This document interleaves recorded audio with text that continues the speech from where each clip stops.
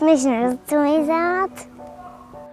Sumin tekib mesilaste tiibade väga kiirest liikumisest. Mesilase tiivad liiguvad umbes 200 korda sekundis üles-alla. Kujutad sa ette, 1 sekund kestab umbes nii kaua, kui sa jõuad öelda sum-sum.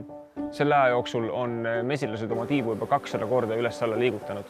Nii kiire liikumine on inimsilmale täiesti nähtamatu, täpselt samamoodi nagu helikopteri puhul sa ei näe tema tiivikut, sest see käib lihtsalt liiga kiiresti ja ei näe sa ka mesilaste tiibasid.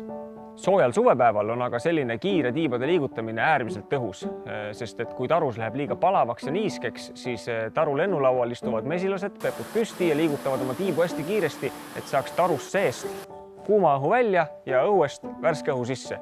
Nii et võib öelda, et mesilased leiutasid esimesena sundventilatsiooni.